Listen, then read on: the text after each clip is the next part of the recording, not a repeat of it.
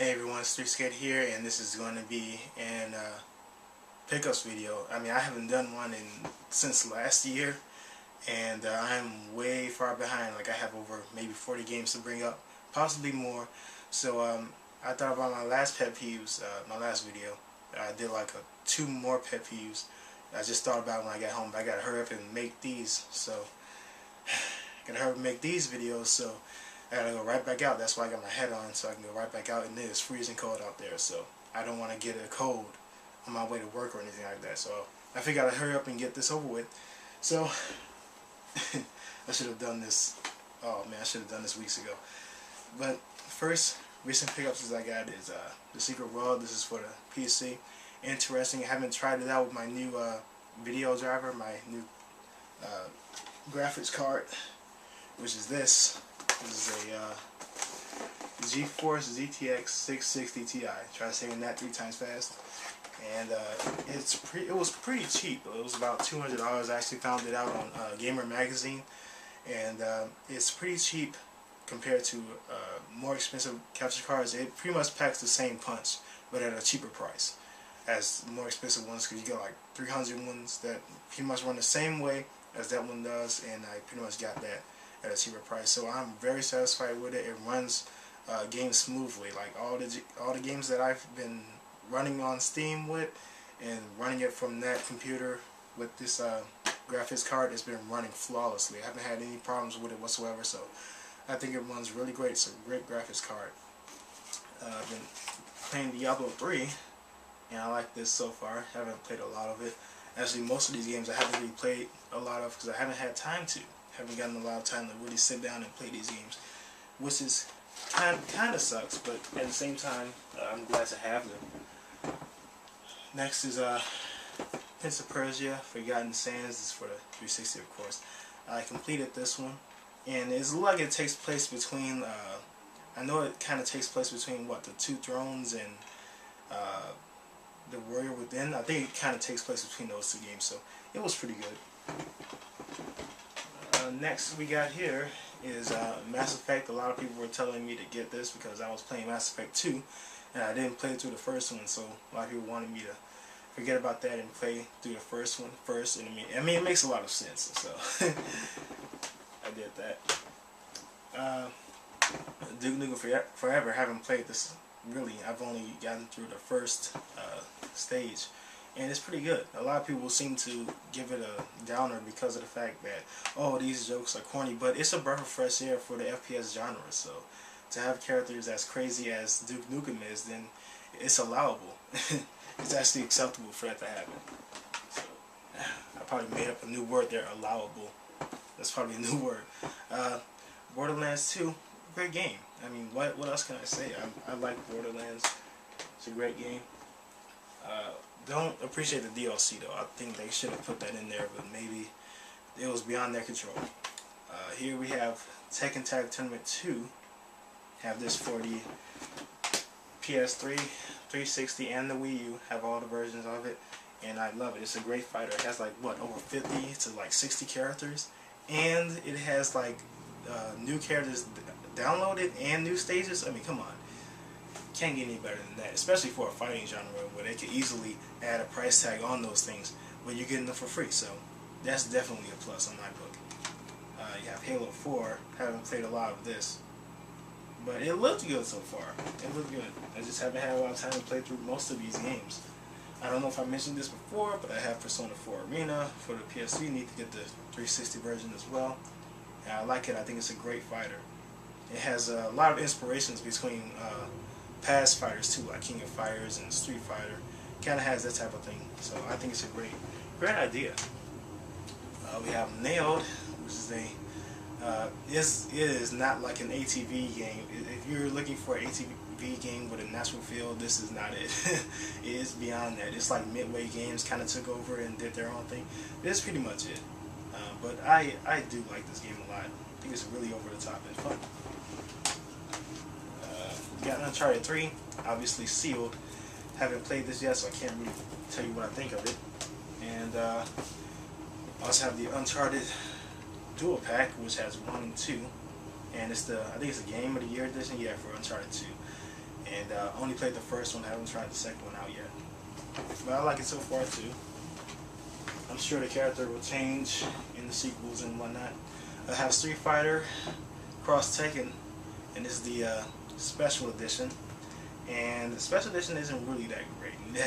I love how it says not for resale, even though they're selling them everywhere. But yeah, I bought this for $20 at Amazon, and I'm glad I only bought it for that much because that's how much I felt was worth. Putting a $70 to $80 price tag on that really wasn't worth it, especially the fact that you have to pay for more characters to get the whole thing. But yeah, Quantum Theory, hope I said that right. It's pretty much a Gears of War kind of thing. I like it. I think it's pretty fun. Can't complain about too much. Only paid like $10 for it. Sleeping Dogs, I actually completed this game, and I think it's great. I think it's a great sandbox game. I think it's really good. I think you'll have to give it a try sometime. Hopefully they make a sequel for this, because I really did like it. Red Dead Game of the Year Edition, I believe. Yep, Game of the Year Edition. I love this game so far. I think it's really good. There are a few glitches though, but all of them are funny as always. We have Assassin's Creed 3. Have not touched this game. I'm still playing through Assassin's Creed 2. Need for Speed Most Wanted. I really like this game. It's a good way to challenge friends and try to beat their times and stuff like that. I managed to beat one of my friends' times. I won't say their names, of course, but I was able to brag about it for maybe... It's probably broken right now. My record's probably broken right now, more than likely. But it was good to brag about it every now and then. But it takes a while for me to get used to.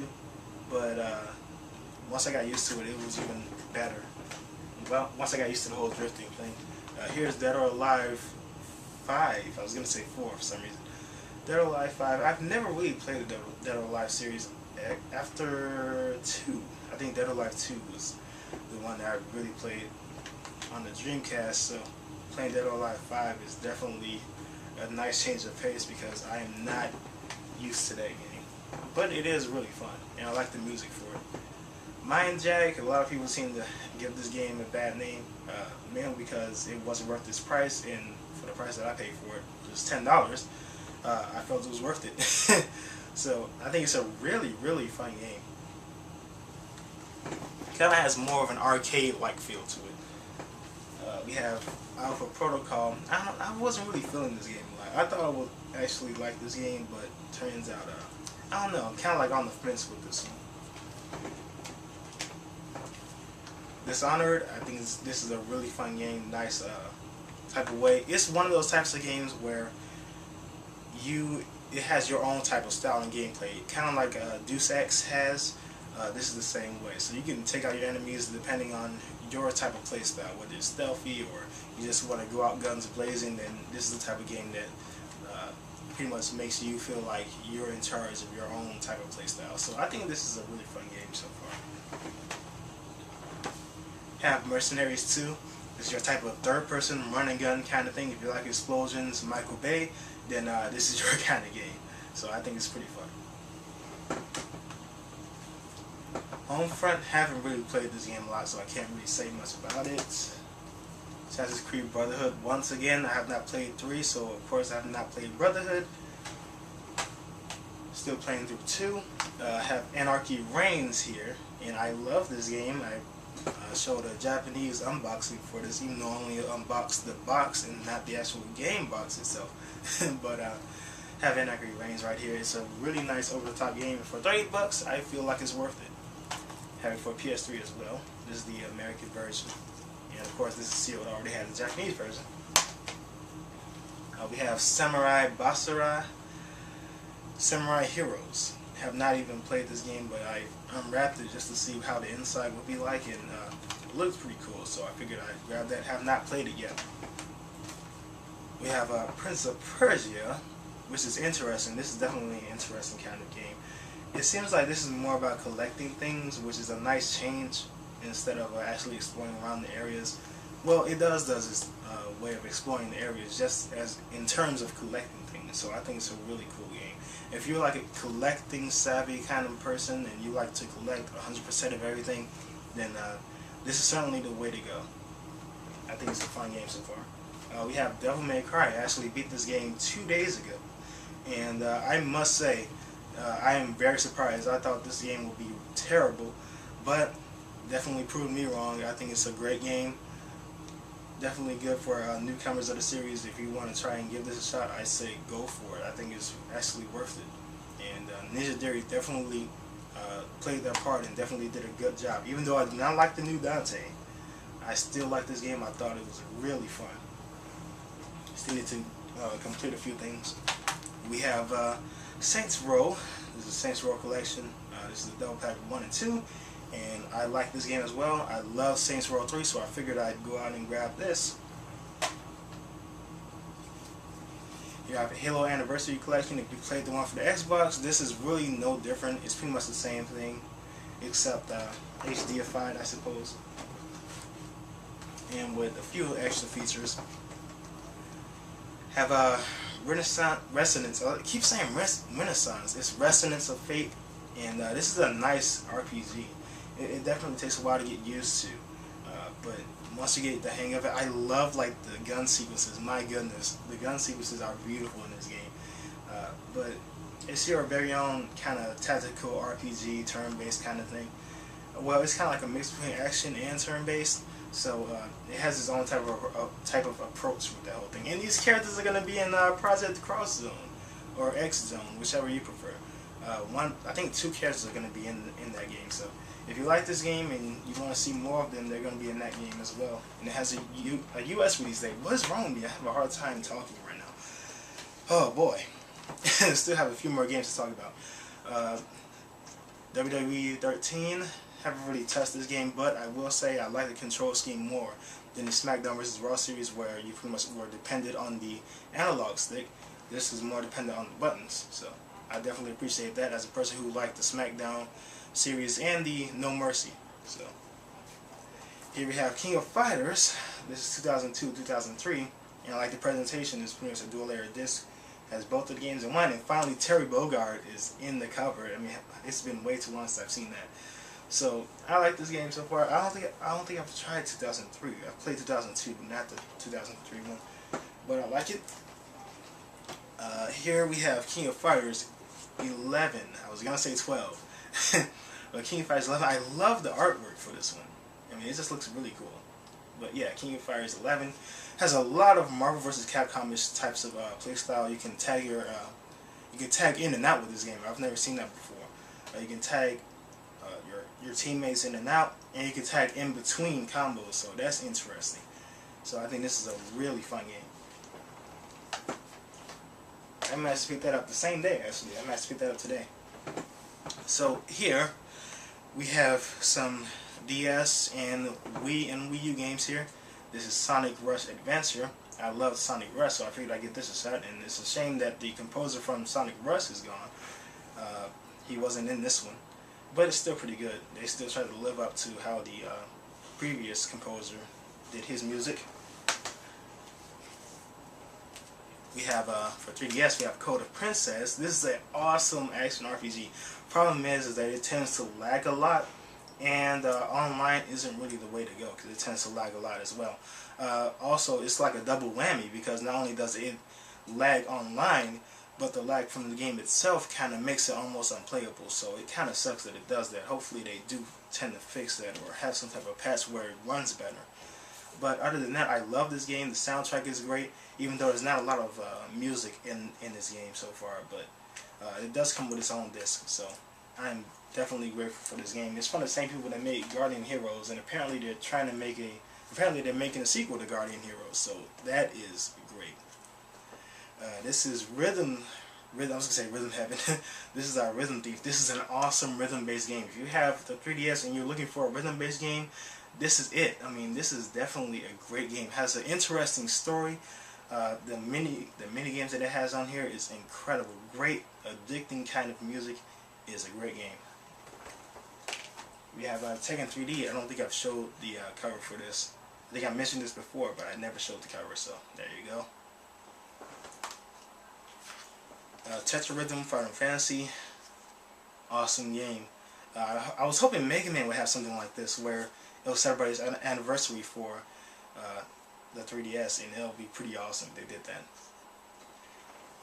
But I've never played a Final Fantasy game, so that was a nice treat.